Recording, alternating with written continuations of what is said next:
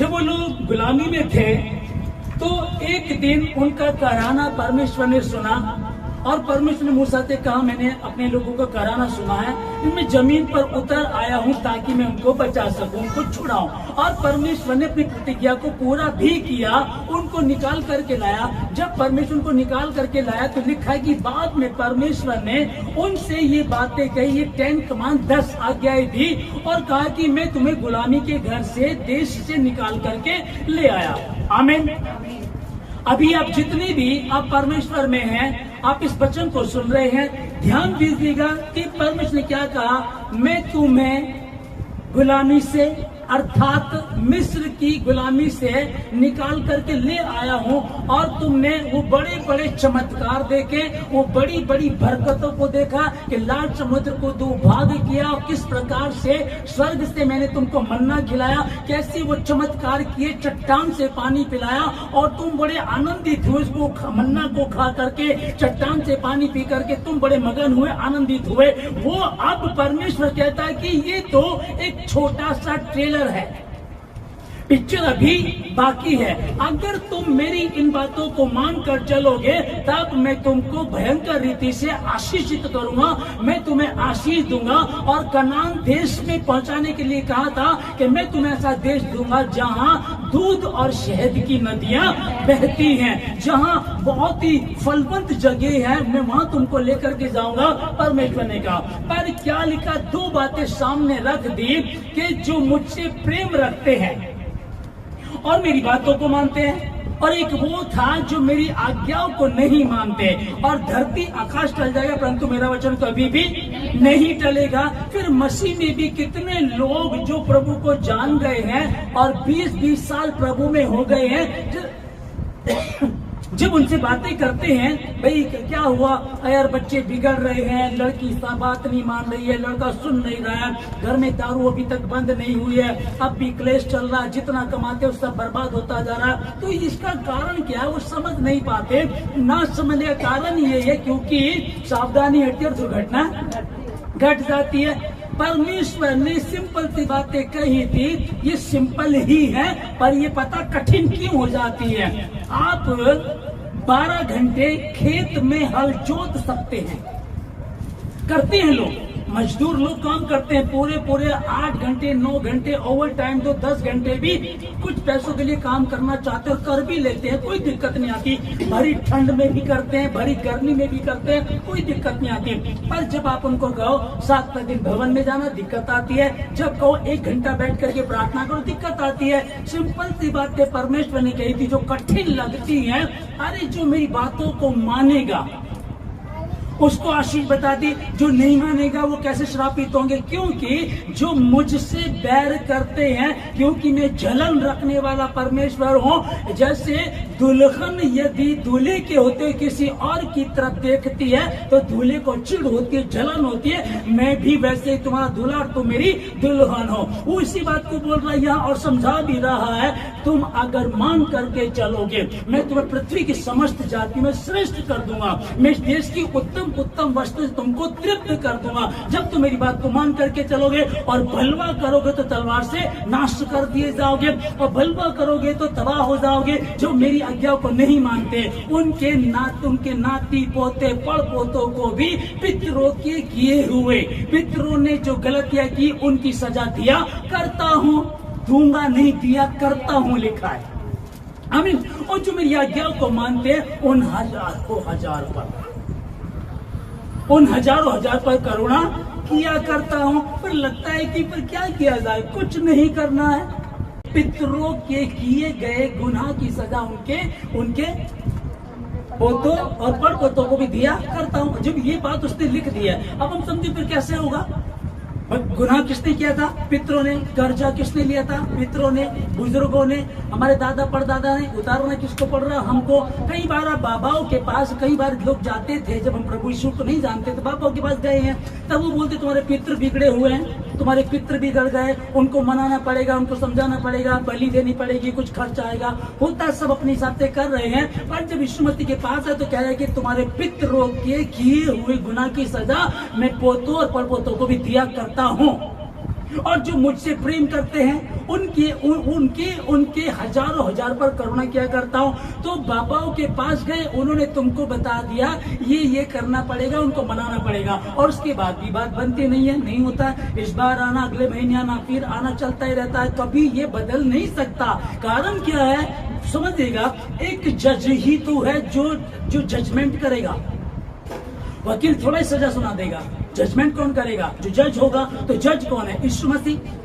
जिसके हाथ में पावर ऑफ अटॉर्नी है वही तो काम कर सकता है ना, जिसके हाथ में अथॉरिटी वही काम कर सकता है। यीशु मसीह के पास जब कोई आया, कोई सूखे हाथ वाला आया, यीशु मसीह ने उसको कह दिया चल इस हाथ से काम करना शुरू कर दे। कोई लंगड़ा आया चलने लग, अंधा आया देखने लग। कारण क्या था? क्योंकि उसके हाथ में ये अथॉरिटी थी, वो ये कर सकता था, उसके विषय में लिखा हुआ था। और वही यहाँ मुझे और आपको बोल रहा है, जब मुझसे यदि तुम प्रेम रखते हो तो तुम जो प्रेम करते हो उनके हजारों हजार पर आशीष किया करता हूँ। आमीन, हालेलुया।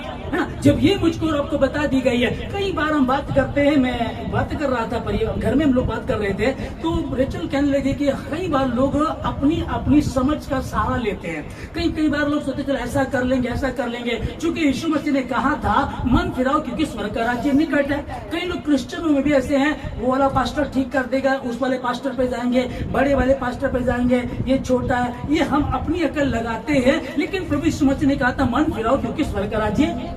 तो बदलना क्या? पास्टर बदलना है, चर्च बदलना है, ये मन बदलना है, मन को बदलना है। अब मन को बदलेंगे तो प्रभु काम करेगा। मन ही को बदलने के लिए कहा है। लोग सोचते यहाँ चले जाए, वहां चले जाए, कहीं से मार्ग खुलेगा, कहीं से रास्ता निकलेगा, और उसी चक्कर में लोग लगे रहते हैं। और आगे 1 साल, 2 साल, 10 साल, 15, 20 साल उनको हो जाते, मन तो बदलते नहीं है, पास्टरों को बदलना शुरू कर देते हैं और अपनी चाल चलना शुरू कर देते हैं। एक बहन थी, है वो क्रिश्चियन है, तो उसका जीवन पहले कुछ ऐसा ही रहा, व्यभिचार वाला।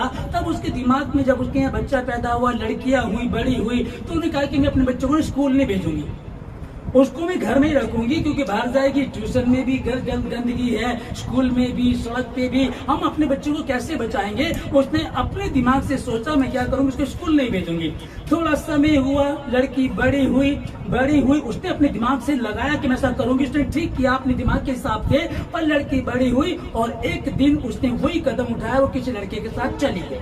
ठीक है ना। यहाँ प्रभु ने क्या कहा, जो मुझसे बैर रखते हैं उनकी किए की सजा उनके बच्चों को दिया करता हूँ, और जो मुझसे प्रेम करते हैं हजारों हजार पर करुणा किया करता हूँ। ये वचन परमेश्वर मिस्रियों को सुना रहा है, ये वचन परमेश्वर आपको और मुझे सुना रहा है। लेकिन हम लोग अपनी समझ का सहारा लेते हैं, और बाइबल में लिखा है कि अपनी समझ का सहारा मत ले, व्यवस्था को पढ़, व्यवस्था के अनुसार चल, व्यवस्था की पुस्तक तेरे चित्त से कभी उतरने ना पाए, इसमें मनन करते रहना, है ना, इसको पढ़ते रहना, तब पृथ्वी की समझ जाती हुई तुझको परमेश्वर सर्वश्रेष्ठ, पृथ्वी की समस्त जाति में तुझको श्रेष्ठ कर देगा। जो प्रभु ने ये बातें कही हैं, आओ हम आपस में बैठ करके वाद विवाद करें, कोई बात नहीं है। पर यूहन्ना 3:16 को पढ़ते हैं तो लिखा है कि वहां लिखा है कि परमेश्वर जगत से ऐसा प्रेम किया कि उसने अपने इकलौता बेटा यीशु मसीह दे, ताकि जो कोई पर विश्वास करे वह नाश न हो परंतु अनंत जीवन पाए। तब ये वचन पढ़ते हैं, उसके बाद 17 का पढ़ते हैं तो लिखा है 17 में, यूहन्ना 3:17 में लिखा है, परमेश्वर ने अपने पुत्र को जगत में इसलिए नहीं भेजा कि उनको दंड की आज्ञा दे, पर इसलिए भेजा कि वो परमेश्वर के द्वारा जीवन को पाए, उद्धार को पाए, इसलिए भेजा है। अब अगर हम इसको नहीं, जब तक हम इसको नहीं पढ़ेंगे तब तक हम समझ नहीं पाएंगे, और जब इसको पढ़ेंगे इसके खुलने से प्रकाश होता है। बाइबल में लिखा है कि तेरे वचनों के खुलने से प्रकाश होता, जिससे भोले लोग समझ प्राप्त करते हैं। जब तक इसके नजदीक नहीं आएंगे रास्ता नहीं खुलेगा। एक और भाई ने ऐसे ही सोचा, मैं जानता हूं उसको, कि जीवन बहुत अच्छा था, फिर वह विचार में पड़ गया, वो उनकी यहाँ लड़कियां पैदा हुई, स्कूल जाती, उसके बाद उनको अपने घर में ही रखता, ऊपर घर में रहेंगी, बाहर से कोई नहीं आएगा, कोई नहीं जाएगा। तो मैं उस परिवार में जाता था। एक भाई ने, प्रभु के दास ने बोला कि वो परिवार कैसा? मैंने कहा अच्छा है। कह रहे उनकी बेटी में बहुत अच्छी है। कहना उनकी बेटी अच्छी नहीं, क्यों? वो तो बहुत अच्छी कहीं जाती आती ने। चलो मैं दिखाता हूँ। अपने छत पे से उसने दिखाया कि वो देखो, वो लड़की, एक बहन फोन पे बात कर रही है और दूसरी बहन पहरा दे रही है कि कोई आ ना जाए। इसने क्या सोचा कि मैं बचा लूंगा, जो बोया वो काटना ही पड़ेगा। लेकिन यीशु मसीह कर सकता है। जब 38 वर्ष के व्यक्ति के पास यीशु मसीह पहुंचा, वो कह रहा मेरे पास कोई नहीं है जो मुझे पानी के कुंड में उतार सके ताकि पानी हिले और मैं कुंड में तो ठीक हो जाऊं। उसने कहा चल उठ, अपना बिस्तरा उठा, और बाद में उससे मिल करके यीशु मसीह ने कहा तू जो स्वस्थ हो गया फिर पाप मत करना। हालेलुया।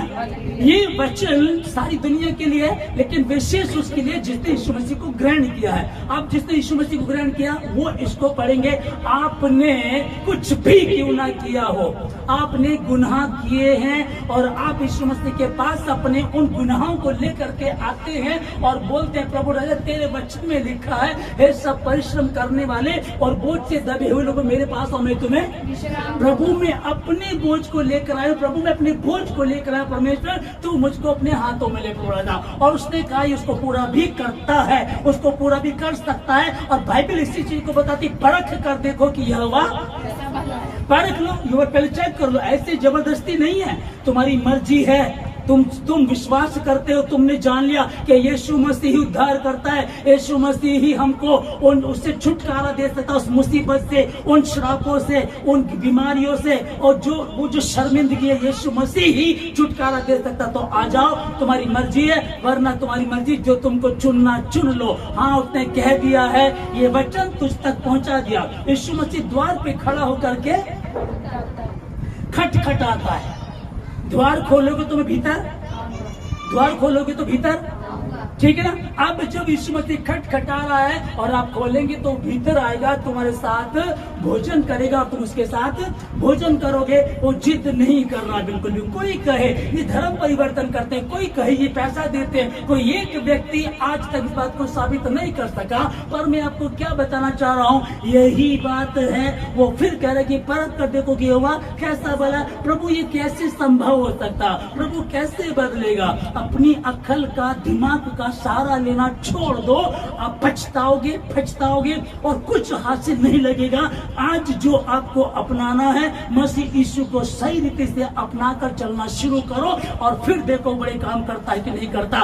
वरना जो बोया वो काटोगे ही काटोगे। गलती से भी तुमसे नीम का बीज तुमने बो दिया तो नीम पर क्या आएगा, निमोली ही आएगी, वो तुमको काटनी ही पड़ेगी। और फिर सारा संसार तो इसी दुख में है। लिखा है कि सबने पाप किया और परमेश्वर की महिमा से रहित है। फिर अब हम क्या करें, झूठ में है, धोखे में है, बीमारी में, परेशानी में हम क्या करें, समझ में नहीं आ रहा। उसने कहा है ना इस बात के लिए, हे परिश्रम करने वालों। उसने ऊंची जाति, नीची जाति, पढ़े लिखे, अनपढ़, है ना, ऐसा कुछ नहीं लिखा कि कोई भी क्यों ना हो। वो जब संसार में आया तो आकर के कहता है कि हे सब परिश्रम करने वाले और बोझ से दबे हुए लोगों मेरे पास आओ, मैं तुम्हें विश्राम दूंगा, आराम दूंगा। मेरा जुआ सहज है, हल्का है, अपने ऊपर ले लो और मुझसे सीखो क्योंकि मैं मन में नम्र और दीन हूं। जब उसने इस बात को कह दिया, अब हमको क्या करना चाहिए। और धरती आकाश टल जाएंगे परंतु मेरा वचन कभी भी नहीं टलेगा। जब उसने कह दिया कि मैं तुम्हारा परमेश्वर हूँ, मैं तुम्हें गुलामी के देश से निकाल करके ले आया हूँ, गुलामी में से निकलने के बाद भी वापस गुलामी में जाना चाहते हो, इसीलिए वो विचार करते रहे, झूठ बोलते रहे। फिर भी उन्होंने मूर्ति बना ली, बछड़ा बना लिया, उसको दंडवत करते रहे। अब कारण क्या था, क्योंकि वो समझ नहीं पा रहे थे। और शैतान यही चाहता है कि तुम परमेश्वर के पास ना जाओ। पढ़ेंगे इसको 6। और जो मुझसे प्रेम रखते और मेरी